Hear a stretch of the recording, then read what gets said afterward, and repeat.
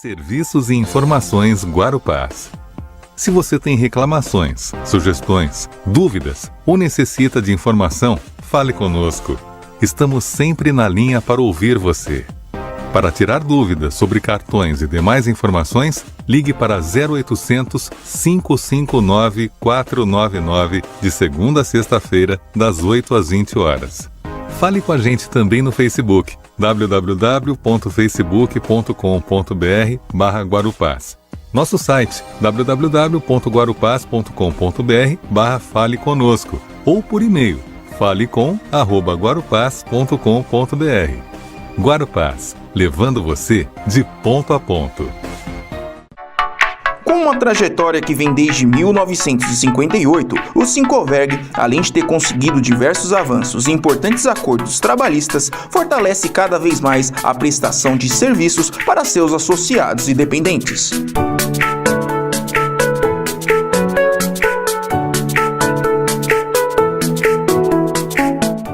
Faça parte do Sincoverg e conheça todas as vantagens de ser um associado. Mais de meio século de história, isso é muita tradição. É claro que eu aprovo. Você ter o reconhecimento do MEC, pra mim, é um selo de garantia. Aprovadíssima! Quem leva educação de qualidade democraticamente pro país todo, tá mais que aprovada por mim. Quando alguém se dispõe a abrir as portas do mercado e da nossa carreira, sempre terá a minha aprovação. Unisa, uma instituição nota máxima no MEC e aprovada por todos os brasileiros. Vestibular EAD 2021. Inscrições abertas.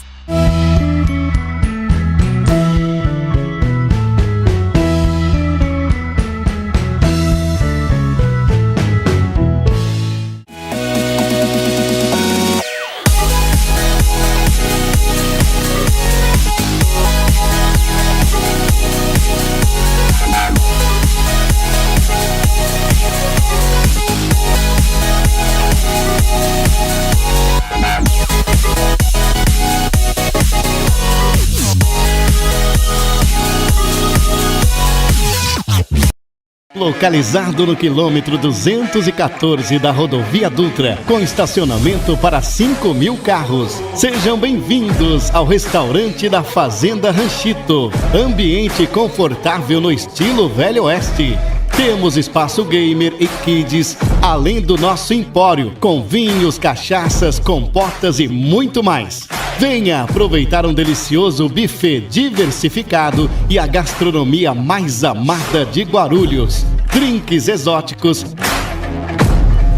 cerveja bem gelada em uma vista de tirar o fôlego.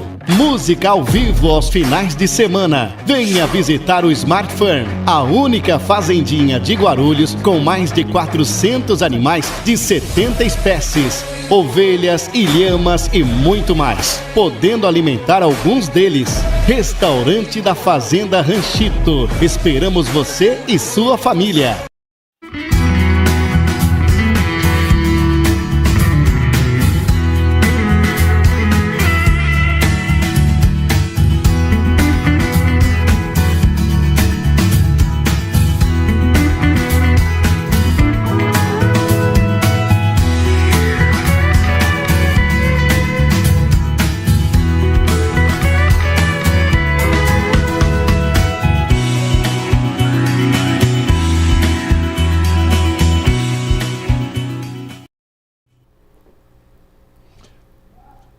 Programa Tribuna Livre, diretamente aqui da TBL Comunicação.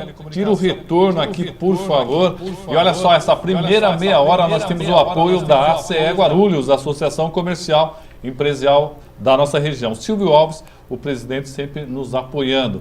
Empresa Guarupás também está conosco aqui, viu? Afinal, quais as categorias que não têm direito ao benefício? Olha, é muito fácil você saber. Entre em contato com o site da guarupás.com.br e você tem todas essas informações. Temos o apoio dos Sincomerciários de Guarulhos. O Walter dos Santos é o presidente e sempre está ligado com a gente. O mesmo acontecendo com o Sindicato dos Condutores, Maurício Brinquinho, que é vereador e presidente da entidade. Se você quer saber o que acontece na cidade, acesse o nosso site tribunadeguarulhos.com.br. E olha só, pessoal, estamos em 2 canais de TV aqui em Guarulhos. TV Guarulhos, canal 3 da Claro, e TV Guarulhos, canal 508 da Vivo Fibra. Antes de conversar com o nosso primeiro convidado, o Dr. Mário Peçanha, você vai saber quem está fazendo aniversário no dia de hoje. Vamos lá.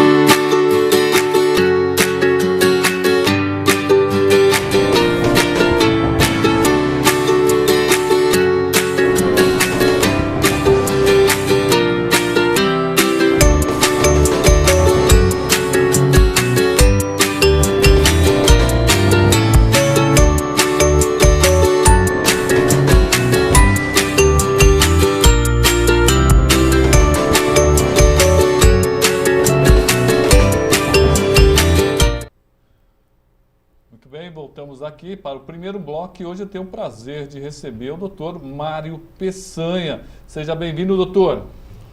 Obrigado. Boa noite, Roberto. Boa noite, André. Boa noite a todos que estão nos assistindo. É um prazer tê-lo aqui. Ele é uma sumidade com relação à reprodução humana, que é um campo muito amplo, né? Mas primeiro, quem não conhece, quem é o Dr. Mário Peçanha? O Dr. Mário Peçanha é um ex-carioca, nasceu em Campos, dos Goitacazes, e fez faculdade de medicina na Santa Casa de Vitória, do Espírito Santo, e em 79 veio para São Paulo para fazer residência médica, fiz residência em cirurgia geral, em ginecologia, e depois abracei aí a área de medicina reprodutiva, que na minha opinião é assim bastante gratificante. Me diz o seguinte, quando é que começou, quando é que a medicina começou a trabalhar essa questão da reprodução humana? Roberto, a medicina reprodutiva é uma área assim bastante nova, né, num contexto médico, né? Se você for levar em conta que o primeiro bebê de proveta que nasceu no mundo, na Inglaterra, nasceu em 1978, tem 43 anos hoje. No Brasil, o primeiro bebê que nasceu por técnicas de reprodução assistida de alta complexidade, nasceu em 84, em Curitiba. Então tem hoje, né, tem 38 anos de idade. Era o chamado bebê de proveta, ficou muito famoso esse termo, né? Bebê de proveta é quando é feito através de técnica de fertilização in vitro, porque é uma das técnicas da reprodução. Mas ela foi a primeira ou não? Do Brasil, não. A primeira foi... Louis Brown. Louis Brown é da Inglaterra, em Londres. Ela foi a primeira, A primeira no mundo, no mundo todo. Muito interessante. E como é que o senhor acabou indo por esse lado, doutor? Achou interessante? Como é que foi? Eu tive um convite em 95, teve um professor da Santa Casa que me convidou para fazer parte do grupo dele, para começar aqui em Guarulhos. Ele queria estender o laboratório dele aqui para cá, para Guarulhos. E começamos a fazer reuniões sobre o assunto. Ele já tinha um laboratório em São Paulo, era bastante conhecido em São Paulo, o Dr. Nilson Donadil, hoje falecido, e ele me convidou, começamos a fazer alguns casos junto, e eu gostei da área, achei muito gratificante poder proporcionar a gravidez, que é o sonho de muitas mulheres que têm dificuldades. A gravidez, na verdade, é um fenômeno, né? Um fenômeno muito bonito, e tão bonito quanto complexo. E a paciente, a mulher como não entendo, eu acho que é um milagre. É quase isso, de tanta complexidade que tem. Então, para obter a gravidez espontânea, a paciente precisa ter, não só a paciente, como o casal, precisa estar clinicamente estável, né? Ter todas as qualidades técnicas para... Qualidades técnicas. Qualidades clínicas, desculpa. Qualidades clínicas para obter a gravidez. Há um tempo atrás, eu nem sei se isso é comum ainda, há um tempo atrás havia um exame pré-nupcial. Eu nem sei se existe isso ainda. Né, todo casal que deseja engravidar precisa fazer uma análise prévia, né, que quase ninguém faz. Né, quase nenhum casal, a maioria dos casais, quando engravida, leva lá o teste de gravidez positivo, feliz da vida, quando já estava esperando, né, ou preocupado quando não queria a gravidez. Né. Mas o ideal é fazer esses testes pré-nupciais, inclusive para verificar essas qualidades clínicas para obter a gravidez espontânea. Né. De um tempo para cá, eu venho conversando com algumas pessoas e elas já tinham tocado nesse assunto de, olha, eu quero congelar meu óvulo porque eu não quero agora, tal, eu quero adiantar. As mulheres hoje engravidam um pouco mais tarde. Guarulhos, o senhor já faz esse tipo de trabalho? Guarulhos, ou tem que ir para São Paulo? Como é que está essa questão? E se esse congelamento do óvulo e do esperma dura ou tem uma validade? Como é que é isso, doutor? A média da idade das mulheres que nos procuram hoje para fazer tratamento é 37 anos, 38 anos. A gente considera uma idade com algum comprometimento de qualidade de reserva ovariana, que as mulheres têm prazo de validade. Existe uma idade ideal? Com relação à reserva ovariana, né? As mulheres hoje com 50 anos são muito jovens ainda, mas estão entrando na menopausa. Essas pacientes não têm mais como engravidar com seus próprios óvulos. Né? Então, a gente sempre está em conjunto, né, fazendo sempre um link com os nossos colegas ginecologistas para orientarem, e a gente mesmo vai orientando os pacientes com 20, 25, 30 anos, que ainda não têm perspectiva para engravidar, não tem seu parceiro, ou quer entrar no mercado de trabalho, não tem perspectivas nos próximos 5, 10 anos para engravidar, que a gente recomenda que congelem seus óvulos, porque elas podem engravidar sem pressa, depois com 40, 50 anos até de idade. Né? Isso a gente chama de criopreservação social. Os pacientes... Existe um prazo... Um prazo por exemplo, isso pode, o congelamento, esse óvulo, ele pode ser utilizado só durante os próximos 10 anos, 20 anos, ou de repente isso se esquece lá e fica 200 anos e... Ad eterno. Dependendo da qualidade do laboratório, esses óvulos vão estar intactos durante a vida toda. Que interessante. Durante a vida toda. E ainda existe banco de esperma pelo mundo ou não? Banco de esperma, banco de óvulos e bancos de embriões. Bancos de embriões. Então, aqueles casais que querem engravidar, a mulher não tem como gestar, e o marido tem baixa qualidade espermática, a gente tem bancos de embriões que podem ser utilizados. Como é que é feito esse procedimento? Me dá a impressão que tudo que congela aí parece que morre, né? Congelou, parece que... Mas não é isso, não, né? É nitrogênio líquido a 300 graus negativos e depois descongela e são intactos. São técnicas de laboratório, né? Bastante utilizadas já há algum tempo. Essa questão, uma pessoa saudável, com 20 anos, 25, ela já pode fazer esse tipo de congelamento? Pode. Certamente. É uma espécie de segurança. Certamente. Tem homens com 25 anos, 30 anos, que já têm filhos, não querem mais. Naquele momento. Mas para ele engravidar, não quer mais naquele momento, mas ele pode querer depois. Ele pode congelar os seus espermatozoides para poder obter a gravidez no futuro. E mesmo aqueles casos de câncer, né? Eles vão ser tratados com câncer. Deixa eu contar uma história aqui. O doutor Mário Peçanha, ele que acabou descobrindo que minha esposa teve câncer há uns 30 anos atrás, pelo menos ele deu início a essa questão. E me passaram uma pergunta aqui que eu achei bastante interessante. A mulher que ela teve câncer, aí ela tem um tratamento de quimioterapia ou radioterapia. Isso destrói os óvulos dela e pode ser recuperado? Como é que é isso? Muito interessante também a divulgação que estamos fazendo para essas pacientes que estão em vias de tratar. Tem o diagnóstico de câncer, as mulheres jovens, né? E tem um diagnóstico obscuro, não sabe o que vai acontecer no futuro, se ela vai ter sobrevida, se vai sobreviver ou não. E esse tratamento realmente é muito tóxico para o sistema reprodutor.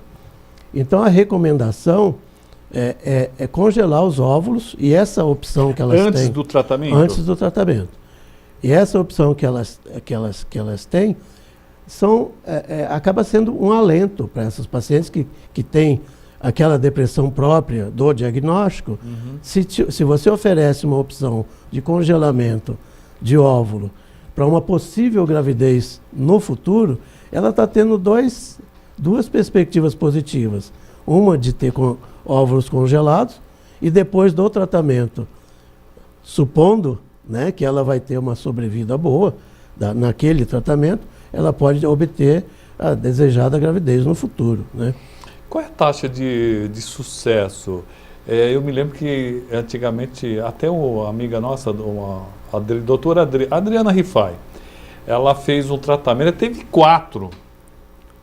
E tem algumas pessoas que fazem e acabam não tendo. Qual é a taxa de sucesso? Depende muito da causa, né? A causa pode ser masculina, o parceiro pode ter um espermatozoide de qualidade muito ruim, ou mesmo que tenha uma qualidade muito ruim, mas o fator feminino pode ter comprometimento de qualidade, tanto por idade, né? Porque a paciente com 38, 37, 36 anos já tem comprometimento de reserva, e isso influencia na taxa de sucesso da implantação e da gravidez.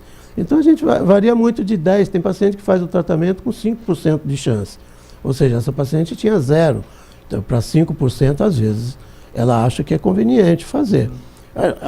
Por melhor que seja o caso, a gente tem até 60% de chance para engravidar.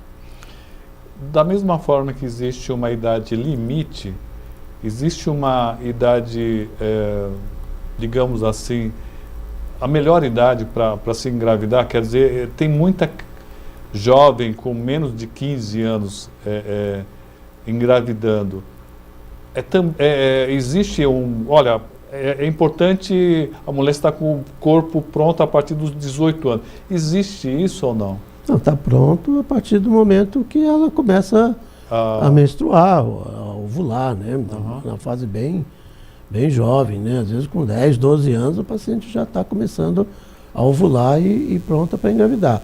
É claro que não tem nenhum amadurecimento socioeconômico, cultural. Eu queria saber se o corpo está pronto. A partir de 15 anos, 16 anos, sim. Interessante essa questão aí. Bom, uma pergunta ética, meio filosófica aí.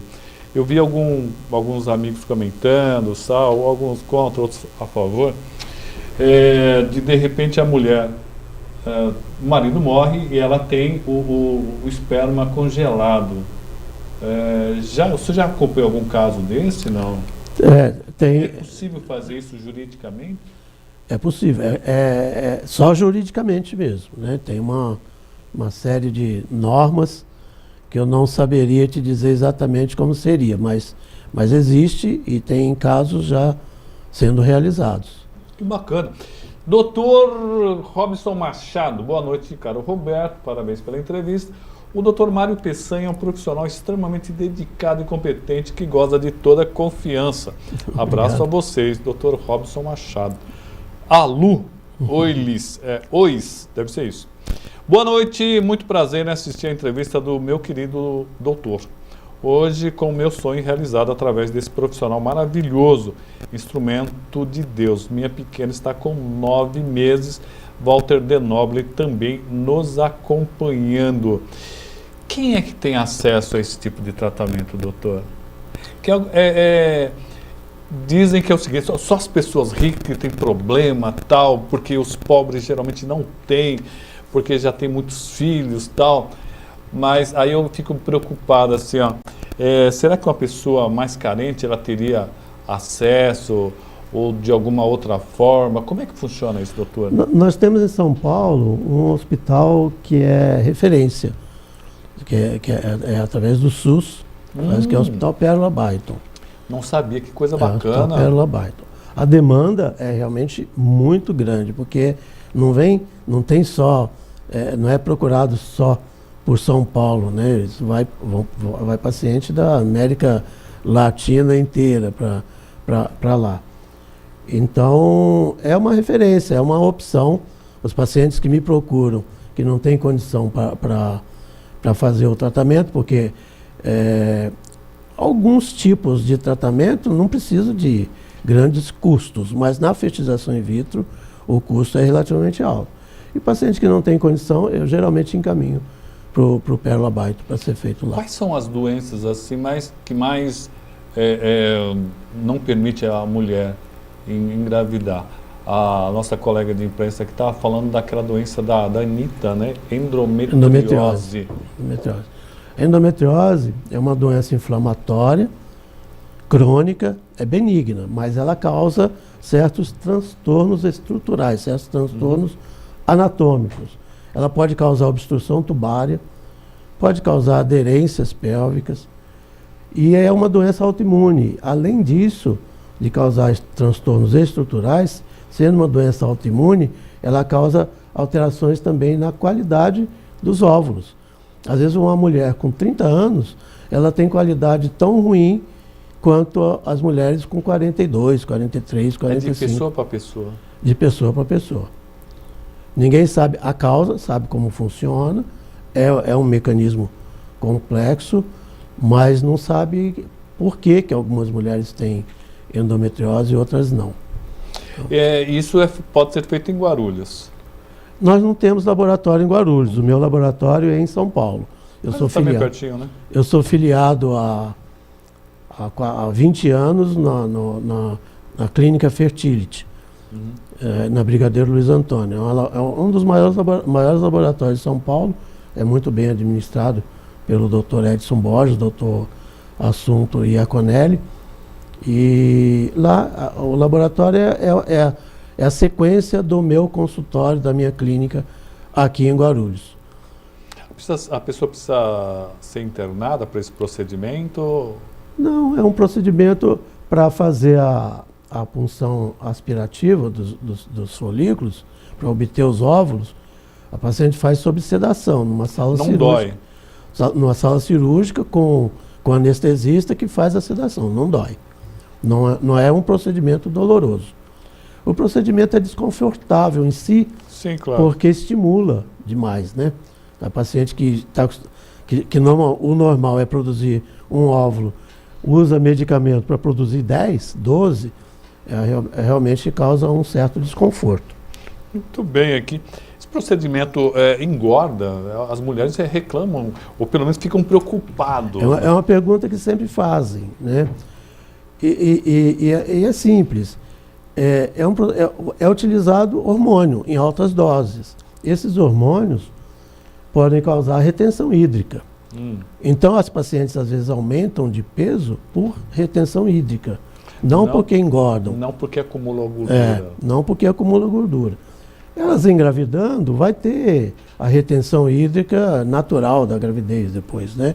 Que até elas absorvem, aceitam esse aumento de peso com felicidade, porque elas obtiveram a gravidez. Aquelas que não engravidam, na sequência, nos 2, 3 ciclos seguintes, acabam voltando ao normal. Durante essas técnicas, a vida sexual é normal? Vida sexual normal. Normal, sem qualquer restrição. É claro que também incomoda, né? Durante o período ali de 30, 40 dias de medicamento, punção, transferência embrionária, uso de medicamento que é intravaginal, tal. Então, tem algumas recomendações e mesmo que tenha relações vão incomodar. Existe perigo, algum tipo de risco nesses procedimentos, não? O maior risco nesse procedimento já está ficando para trás. A gente teve muito caso de síndrome do hiperestímulo. Se a gente estimula a paciente para obter mais do que um óvulo, a gente estimula para ter 8, 10, 12. Se a paciente, por uma sensibilidade, obtém 30, 40, isso causa bastante risco clínico, descontrole hidroeletrolítico da paciente, muitas vezes precisava internar para fazer esse tratamento que é muito específico. Tá? Mas o maior risco é esse. Tá? E hoje em dia a gente já tem técnicas e manejos com medicamentos para poder prevenir essa síndrome. Olha, hoje eu estou aprendendo muita coisa aqui. Quando congela um óvulo ou espermatozoide, existe alguma coisa entre um óvulo fresco é bom, né? Ou um congelado, a mesma coisa acontecendo com o espermatozoide. Esse congelamento, ele pode danificar essas estruturas? O óvulo é uma célula grande, que teve muito trabalho para chegar ali a um consenso e a uma técnica de segurança para congelar sem desestruturar. Né? Mas hoje em dia já se conseguiu isso. Hoje em dia já há algum tempo. Né? E os trabalhos estão demonstrando que não há grande diferença entre utilizar os óvulos que são descongelados com os óvulos a fresco. Tá? Interessante. Queria conversar com o doutor se ele acompanhou, eu estava comentando com ele nos bastidores, de algumas senhoras que elas lutaram, fizeram tratamento, isso, aquilo, outro, e não deu certo. Aí desistiram. Simplesmente desistiram, desencanaram. Olha, eu não vou fazer mais nenhum tratamento, seja o que Deus quiser. Aí desistiu tanto que adotam uma criança. Adotou a criança, eu já vi pelo menos 2 casos que eu acompanhei de perto. Passado 1 ou 2 anos, elas engravidam naturalmente. Teve uma senhora, inclusive, que ela teve 2 filhos na sequência, o primeiro e o segundo, assim, um ano e outro ano aí, porque ela não tinha aquele costume de se precaver e tal, né? Você acompanhou muito caso desse aí? Sim. Você estava falando, estava até imaginando algum outro caso. Tem paciente que tenta engravidar 2, 3 anos e me procura para fazer investigação e tratamento, enfim. E ela sai com os pedidos de exames investigativos e tal, e não chega nem a fazer, porque elas acabam engravidando naquele ciclo. Né? E tem o caso que você citou, os casos que você citou são relativamente frequentes. São aqueles casos que a paciente tem dificuldade, tem algumas alterações, mas que não são alterações que impossibilitam de engravidar espontaneamente. Às vezes a paciente está tentando 3, 4, 5 anos, a gente conclui que ela tem algumas alterações, sugere alguns tratamentos, né? Ela chega até a fazer os tratamentos, mas sem obter o devido sucesso que a gente gostaria que tivesse, né? E elas acabam não engravidando e depois engravidam de forma espontânea.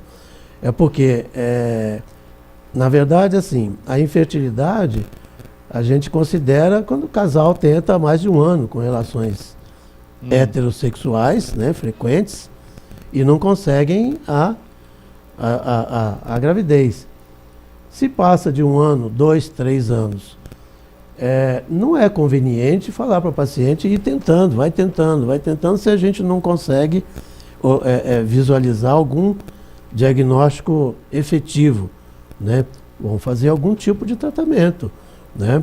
Porque essa paciente já está perdendo muito tempo, 2, 3 anos de tentativa.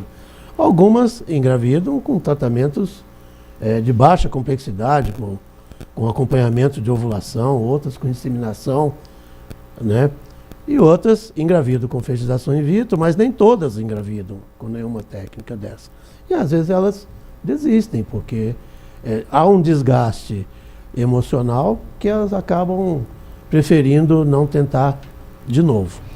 E depois engravidam. Ah, perfeito. Eu não sei, o senhor consegue ficar mais um pouquinho com a gente? Sim. É porque é o seguinte, estamos atrasados aqui, tem muita coisa interessante e a nossa próxima convidada está bem atrasada, hein? Está atrasada, hein?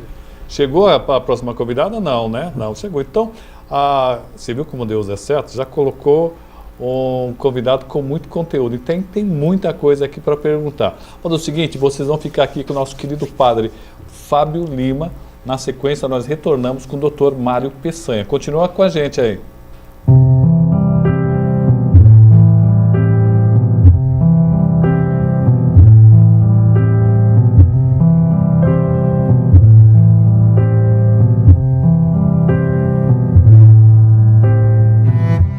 Olá, queridos, que alegria chegar até você. Hoje, dia 1º de agosto, iniciamos este mês dedicado às vocações.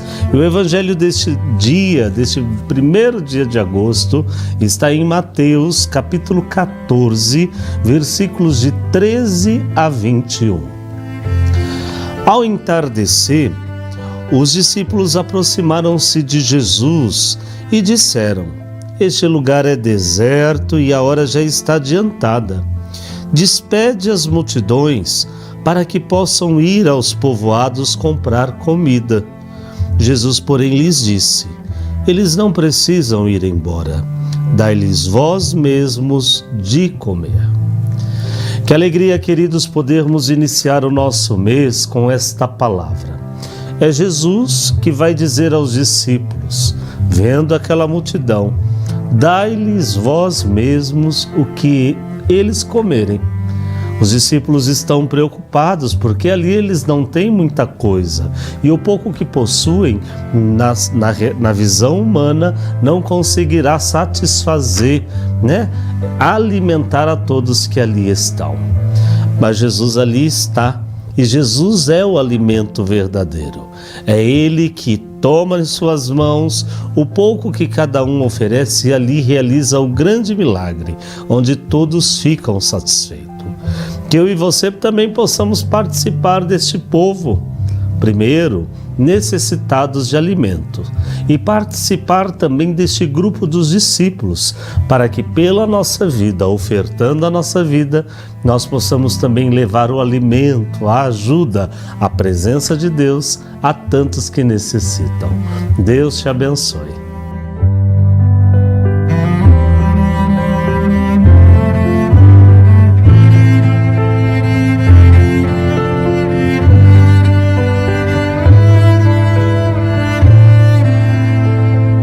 Serviços e informações Guarupás. Se você tem reclamações, sugestões, dúvidas ou necessita de informação, fale conosco. Estamos sempre na linha para ouvir você. Para tirar dúvidas sobre cartões e demais informações, ligue para 0800 559 499 de segunda a sexta-feira, das 8 às 20 horas. Fale com a gente também no Facebook, www.facebook.com.br/Guarupás. Nosso site, www.guarupás.com.br/Fale Conosco, ou por e-mail, falecom@guarupás.com.br.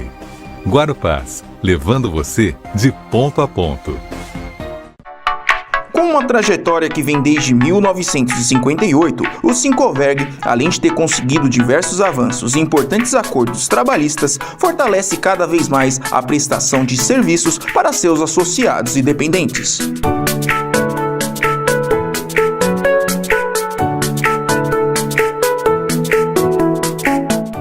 Faça parte do Sincoverg e conheça todas as vantagens de ser um associado. Mais de meio século de história, isso é muita tradição. É claro que eu aprovo. Você ter o reconhecimento do MEC, pra mim, é um selo de garantia, aprovadíssima. Quem leva educação de qualidade democraticamente pro país todo, tá mais que aprovada por mim. Quando alguém se dispõe a abrir as portas do mercado e da nossa carreira, sempre terá a minha aprovação. Unisa, uma instituição nota máxima no MEC e aprovada por todos os brasileiros. Vestibular EAD 2021. Inscrições abertas.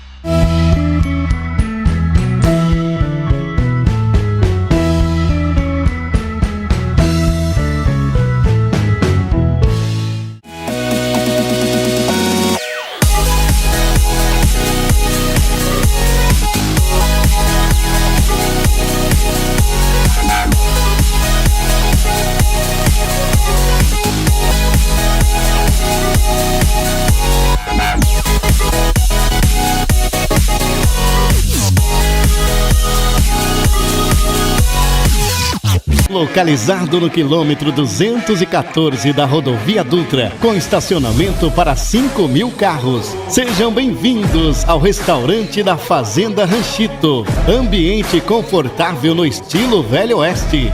Temos espaço gamer e kids, além do nosso empório, com vinhos, cachaças, compotas e muito mais. Venha aproveitar um delicioso buffet diversificado e a gastronomia mais amada de Guarulhos. Drinks exóticos, cerveja bem gelada em uma vista de tirar o fôlego.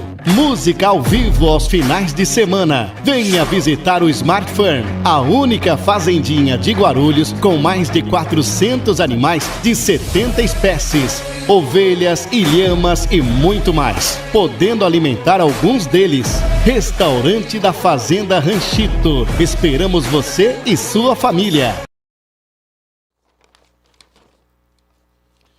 Muito bem, voltamos aqui para o segundo bloco e eu quero falar para você que é colorida, saudável e completa. A Rede Municipal de Ensino de Guarulhos é reconhecida pela qualidade da alimentação escolar.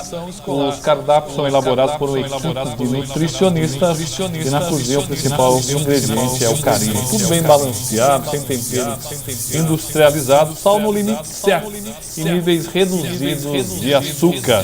Tem até cardápios para alunos que têm algum tipo de restrição alimentar. Em Guarulhos, aprender é mais saudável. Prefeitura de Guarulhos. E olha só, esse segundo bloco nós temos o apoio, o patrocínio da FESMA, empresa da nossa região que exporta para o mundo todo. Apoio também do Simpospetro, Sindicato dos Empregados em Postos de Serviço. Nossa amiga Thelma Cardia sempre nos apoiando. Ela está aqui em Guarulhos, Antônio de Miranda, 2440-1351, em Mogi. A subsede está em Mogi, Rua Afonso Pena, centro de Mogi das Cruzes. Em Guarulhos agora nós temos Unisa, Universidade Santo Amaro. Quem faz Unisa faz história. Olha, pessoal, quero recomendar para você o Ranchito, grande restaurante que tem ali, quilômetro 214, dentro daquele complexo do Shopping Farm. Muito legal, Smart Farm. E recomendo também a Escola de Inglês e Idioma Express, ali no Tabuão. Quero agradecer o apoio do Sindicato dos Metalúrgicos, nosso amigo Josinaldo Cabeça também nos apoiando. O meu amigo Diego, vamos ver aí o recado que você tem para nós? Colorida, saudável e completa. A Rede Municipal de Ensino de Guarulhos é reconhecida pela qualidade da alimentação escolar. Os cardápios são elaborados por uma equipe de nutricionistas e na cozinha o principal ingrediente é o carinho. Tudo bem balanceado, sem temperos industrializados, sal no limite certo e níveis reduzidos de açúcar.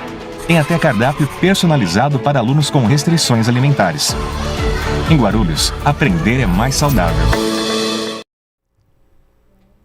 Muito bem, voltamos para o segundo bloco. Continuamos aqui com o Dr. Mário Peçanha. E o meu amigo, colega jornalista Valdir Carleto pergunta: Dr. Mário, o senhor fugiu do Aqua Sport? Não te encontrei mais por lá. Responde para ele. Meu amigo Valdir Carleto, você é da área da natação. Já faz algum tempo que eu não frequento a natação. Atualmente, já faz uns 8 anos que eu retornei, né? Eu tinha realmente me afastado para a Aquasport, mas eu faço lá em cima, na musculação e na esteira, né? Nas aeróbicas lá. Mas de vez em quando eu te vejo por lá. Ele tirando o cabelo dos olhos, né? Ele é uma das cabeças mais brilhantes que nós temos aqui em Guarulhos. Cara fantástico aqui. Doutor, com relação à doação de óvulos, existe a doação de óvulos? Existe. E quem que pode doar? Nós temos bancos de óvulos que tem uma finalidade muito importante. As pacientes, geralmente que estão na menopausa, elas não têm, são pacientes que a gente chama de estéreis, né? Esterilidade é diferente de infertilidade, né? Esterilidade quando não tem os próprios gametas, as próprias células reprodutoras, né? E infertilidade quando o casal não está conseguindo engravidar por algum outro fator, mas tem os seus gametas, masculino e feminino, né? E a paciente na menopausada é estéril, mas ela pode engravidar com óvulo doado, óvulo de banco, que a gente faz uma seleção criteriosa, né? Bastante criteriosa para esses casais obterem a gravidez. As doadoras geralmente são compartilhadas, doadoras que fazem tratamento de infertilidade e obtêm óvulos excedentes. Então, se aproveita aqueles óvulos, aquela certa quantidade de óvulos que ela vai utilizar, os óvulos excedentes, elas aceitam, né, desde que aceitem a doação, aqueles óvulos são doados para as pacientes que precisam, né? Doutor, eu tenho uma dúvida. O pai, a mãe, eles não podem escolher, por exemplo, eu quero ter um filho louro, com os olhos verdes, não pode mais ou menos identificar, pelo menos eu acho que não pode, né? Mas eu fiquei pensando assim, se não existe uma identificação, corre-se o risco, por exemplo, imagine uma mãe negra e um pai negro. Aí deu um pico na luz aqui, dá um reset aqui. Olha, nós estamos falando sobre fertilidade, infertilidade, e eu acho que... Vamos falar sobre balada. Vamos falar sobre balada. Aliás, as baladas é onde nasce... Bom, não nasce não, né? Mas pode ter um início muito forte aí dos pais. Então, dá reset aí, fica tranquilo. Porque na TV só dá a impressão que nós estamos numa... Uma boate. Uma boate. Não, só desliga e liga. Rapidamente aí. Vamos lá? Isso aí, garoto. Agora liga de novo. Ó, ficou até uma imagem bonita. Aí, tá vendo? Aí, agora liga de novo. Muito bem. Estamos falando aqui com o Dr. Mário Peçanha. Ele é o cara aqui. A minha grande preocupação é com relação à mistura de repente, óvulo de pessoas diferentes. Voltou, foi e conectou, tá vendo? O garoto sabe onde está. Né? Sabe tudo. Corre esse risco, doutor, eu fiquei pensando aqui, o pai é negro, a mãe negra, e aí tem o óvulo de uma mulher branca.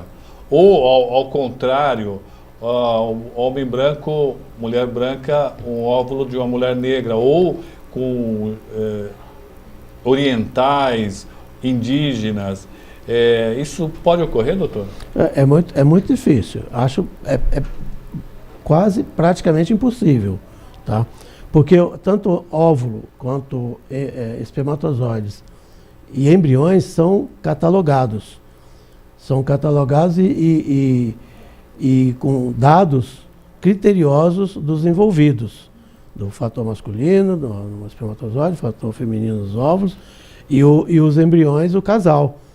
E sempre que temos uma paciente que precisa de óvulo ou um paciente que precisa de espermatozoide ou embrião, esses pacientes preenchem um questionário extremamente criterioso e esse material biológico é selecionado de acordo com a compatibilidade de cada casal. Uhum. A não ser que eles queiram. Se é um casal negro que quer embrião ou óvulo de doador de olhos azuis, ele pode ter, mas ele tem que assinar um termo que aquilo é ele que está querendo, né? Eles que estão querendo, não é escolha do laboratório, né? Mas isso é muito difícil. Geralmente os casais querem mesmo material biológico, que é óvulo, espermatozoide, embriões, compatíveis com a raça, a etnia, com o critério físico e genético de cada um. Preparou essa foto aí, meu amigo Diego? Não? Ainda não? Não, daqui a pouquinho. Me passaram uma pergunta aqui que eu achei muito interessante aqui, doutor. Vamos ver se eu pode responder aqui. Há algum risco do bebê, fruto de um óvulo congelado ou de esperma congelado, ter algum problema genético ou de saúde por causa do procedimento? Por ser congelado, não. Por ser congelado, não. Pode, é 100% seguro? É 100% seguro. 100% seguro. Ele pode ter alteração, não por ser congelado, por ter predisposição tanto dos óvulos quanto do... Porque o óvulo, ele é uma célula que para gerar um embrião e uma criança precisa de espermatozoides. E também, o espermatozoide também influencia na falha de implantação, na malformação, né? E então, se houver alguma alteração, malformação por aquele óvulo que foi utilizado, é porque teria essa malformação na gravidez espontânea. Naturalmente. Bom, bacana aqui. Falando em bebê, tá, dá uma olhada aí essa foto aí. Quem é que é essa foto?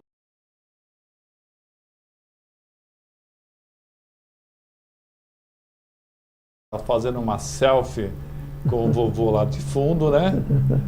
9 meses, parabéns, Giovana. Eu acredito, doutor, o senhor mexe com uma coisa que eu acho que é meio um milagre, né? É interessante, eu estava vendo...